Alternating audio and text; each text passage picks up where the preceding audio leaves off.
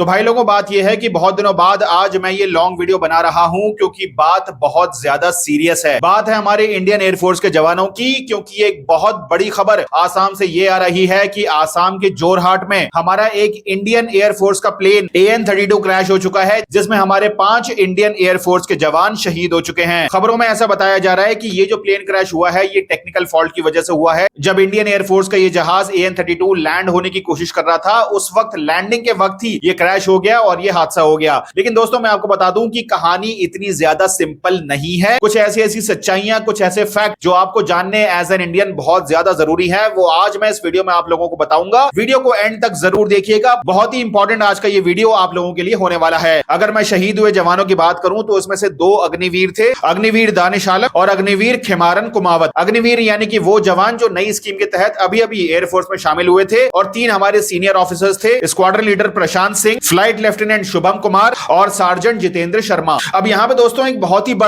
ही बड़ा सवाल ये उठता है कि जो AN-32 प्लेन ये लोग उड़ा रहे थे, जो कि बेसिकली एक ट्रांसपोर्ट प्लेन था एयरफोर्स का, कार्गो रसद वगैरह जैसा माल ट्रांसफर करने के काम आता था। ये मैं आपको बता दूं एक बहुत ही पुराना प्लेन है जो हमने 1980 में सोवियत यूनियन के जमाने में खरीदा था रशिया से, जिसको उस वक्त ऑफ कोर्स बात है सोवियत रूस कहा जाता था। और शुरुआत में मैंने आपको कहा था कि ये चीज उतनी सिंपल नहीं है। ये मैंने इसलिए कहा था क्योंकि दोस्तों ये जो AN-32 प्लेन उड़ा रहे हैं पिछले 40 सालों में करीब 18 से ज्यादा बार क्रैश हो चुका है। इंडियन एक्सप्रेस का यह आर्टिकल बताता है कि यही प्लेन AN-32 2009 में अरुणाचल प्रदेश में टेक ऑफ होते ही क्रैश हो गया था और करीब 13 जवान शहीद हो गए थे। 2013 में यह प्लेन बे ऑफ बंगाल के ऊपर उड़ते हुए अचानक गायब हो गया था और तब भी करीब 29 लोग इसमें मारे गए थे। और 2026 में यानी कि अभी जोरहाट असम में जो ये प्लेन क्रैश हुआ है उसके बारे में तो आप जानते ही हैं। कुल मिलाकर बात यह है कि एयरफोर्स के जवानों प्लस सिविलियंस को अगर देखा जाए तो करीब 100 से ज्यादा लोगों की जान जा चुकी है इसी इंडियन एयरफोर्स के प्लेन AN-32 के क्रैश होने की वजह से। लेकिन दोस्तों एक बात मैं क्लियर कर दूं कि यहाँ पे ऐसा मैं बिल्कुल नहीं कह रहा हूं कि सरकार इसको अपग्रेड करवाने की बिल्कुल कोशिश नहीं कर रही है,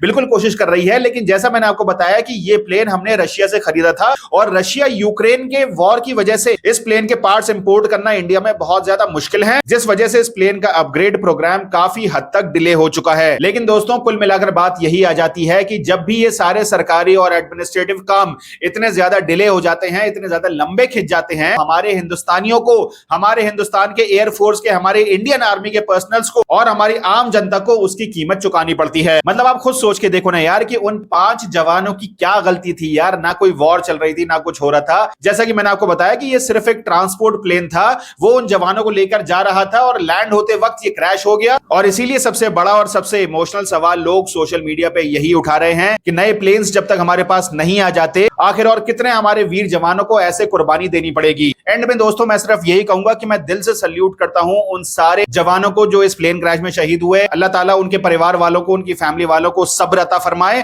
बाकी आपका इस बारे में क्या कहना है मुझे कमेंट करके जरूर बताइए। लाइक करिए इस वीडियो को, शेयर करिए ताकि ज्यादा से ज्यादा लोगों को इस इतने बड़े इंसिडेंट के बारे में और हमारे जवानों के द्वारा दी गई कुर्बानी के बारे में पता लगे। मिलते हैं अगले वीडियो में दोस्तों, तब तक के लिए जय हिंद, जय भारत।